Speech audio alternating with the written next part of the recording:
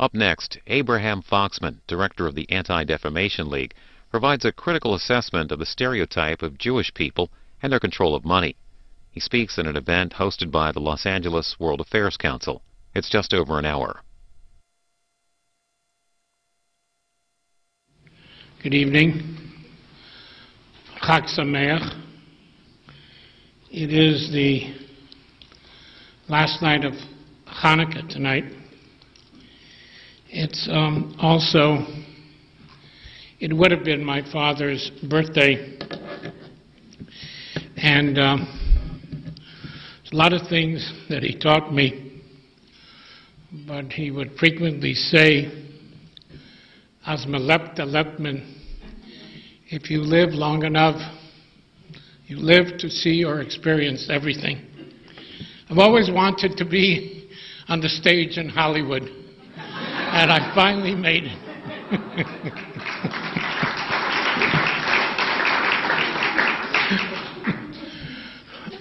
Diane, thank you for that lovely introduction. I guess that would be book 4.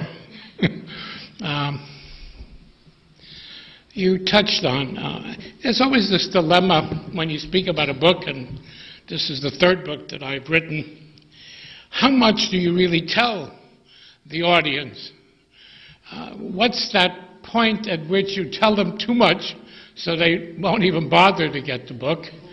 Or, and yet, that's what we're here about, is to discuss the book. And so let me begin by trying to answer some questions which I'm frequently asked about the book, or any book. Why write the book on this subject? Why now? And what for? And so let me try in answering those 3 questions, at least stimulate an interest in the hope that you will buy it.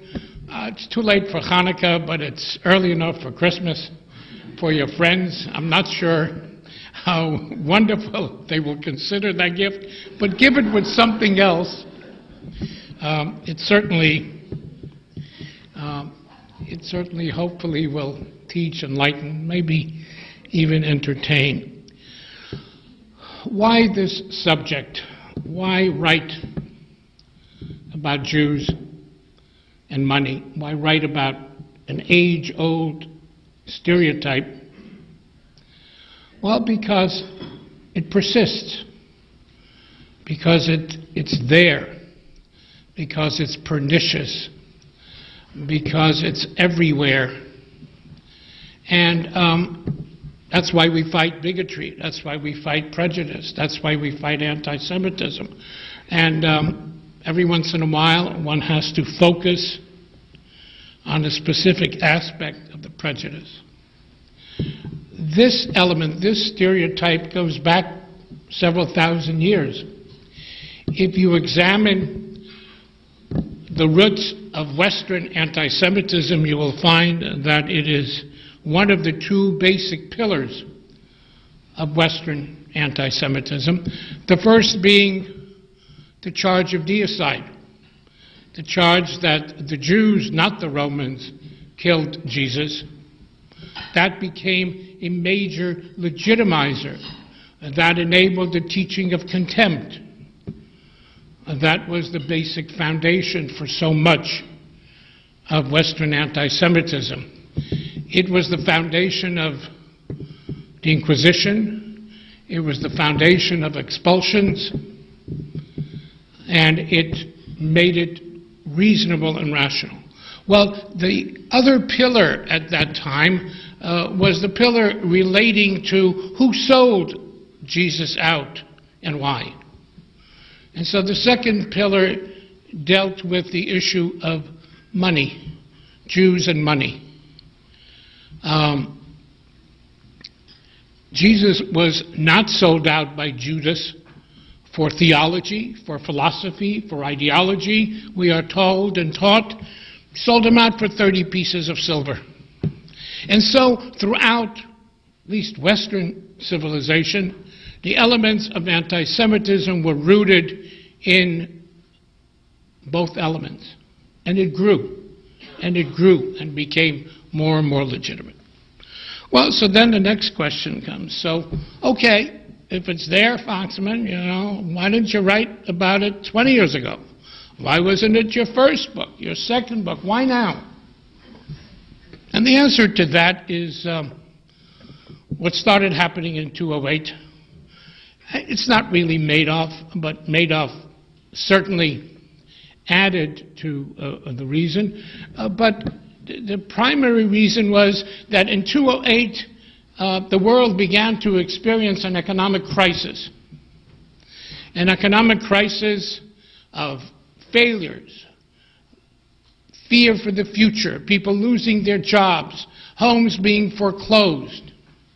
And we began to see more and more on the internet, in the fringe media, but also in mainstream media, references to Jews, Jewish bankers, Jewish influence. And when we looked a little bit closer, because we knew that certainly in Europe, much less so in the United States, in Europe for years, the last time we tested it, we polled, was about 5 years ago, and then again 3 years ago, that almost 40% of the European public believes that Jews disproportionately have economic power, that Jews disproportionately control economic institutions. So when this economic crisis started and we went out to check the pulse of attitudes, we found that 31% of Europeans believed that the economic crisis was caused by Jews. And here in our country, where attitudes, prejudices, we're not immune, it's a lot better than in Europe, almost 1 out of 5 Americans believe that. And then came Mr. Madoff. And Mr. Madoff, and all of a sudden people forgot that Ponzi was not a Jewish name. Ponzi, which had been established as this concept, all of a sudden now had been replaced by Madoff. And we found it disturbing if the so-called Jewish-owned New York Times, because we read that in the conspiracy view, found it necessary, for some reason we still don't know, because I've had an exchange of correspondence. When the story broke in the New York Times, on the front page twice was reference to Mr. Madoff's Jewishness, and in the full story 3 times. And why? What importance did it have then? Later it had importance, because Jews were victims, because Jewish charities, but not when the story broke, not when the indictment was raised. Do they write about other people's religions when someone is accused of fraud? And the answer is no. But then it became of a special concern to us because the concept, the issue of Jews and money, Jewish greed, the conspiratorial view of Jews hoarding money, lusting for money in order to get power, power in order to get money, all of a sudden became an avalanche on the internet in ways that we have never seen it before. And so when the Madoff story began to really play every single day in Palm Beach, where much of the handiwork of Mr. Madoff was done, the level of anti-Semitic response that the newspaper, the Palm Beach Post, received was so huge that they were unable to manage it, and the only decision they could make was to set out an announcement that they will no longer entertain on the internet any letters relating to Madoff, because the majority of the letters were anti-Semitic. And only recently there's another case in Florida where the Miami Herald, in reference to a gentleman called Rothschild, did exactly the same thing. It's part of our subculture. It's part of our subculture in this country. How often do you hear Jew him down or Jewing? How many times has anybody said that's unacceptable? That's bigotry? That's a stereotype that doesn't and it shouldn't be?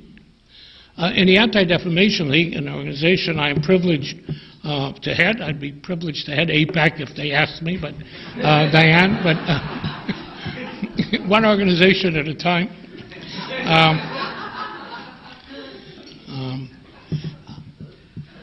We receive complaints, I would say, every couple of weeks somewheres, whether in a middle school, pennies are thrown in a courtyard, or sometimes in a basketball court, pennies are thrown. Why? Why pennies? Well, you see, if you throw a penny, if you want to identify and find a Jew, throw a penny. Only a Jew will bend down to pick it up.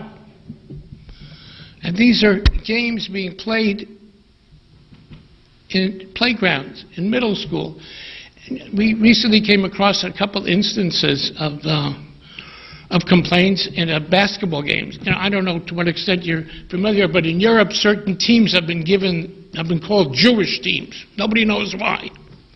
And so when the soccer teams play against each other, it's attacking the Jews, it's anti-Semitic. Well, sometimes here too, certain basketball teams are designated Jewish.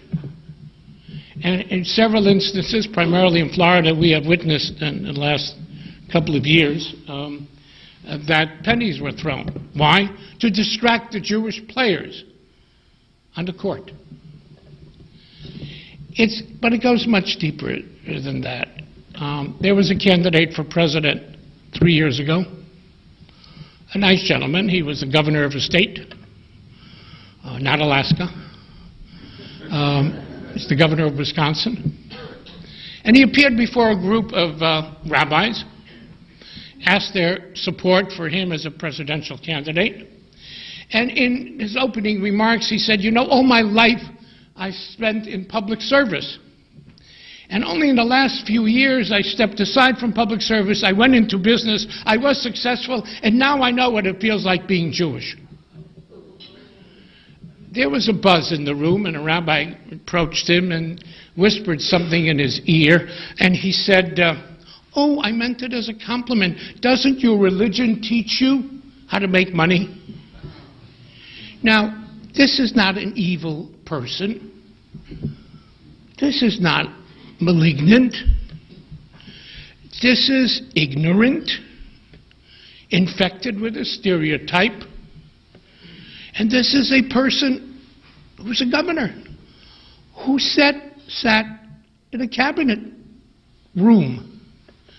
And yet this pernicious stereotype has taken on a life of its own. And so at moments of crisis, it just plugs in and reinforces. I travel. One of the places I travel, both because where I come from and because the Germans made it a cemetery of the Jewish people, is Poland and Eastern Europe. And you can travel through Eastern Europe and you can pick up souvenirs. There's a new kind of souvenir. I guess it's not new. I guess we've noticed it recently.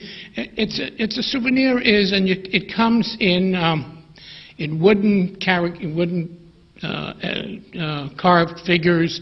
It comes in ceramic. It comes in oil painting. It comes in watercolors. It comes in all types of material and value. You can buy it for $1 and you can spend $500. And what it does is it is a caricature, almost in German Nazi striker type, of a Jew. Hooked nose, big nose, a black hat, a black kaftan, tzitzis, either holding a golden coin or a bag of money or sitting at a table counting money. And so as I travel in Poland and Eastern Europe, I would approach the salesperson and said, what is this? Some would embarrassedly say Żyd. Żyd is the equivalent of kike.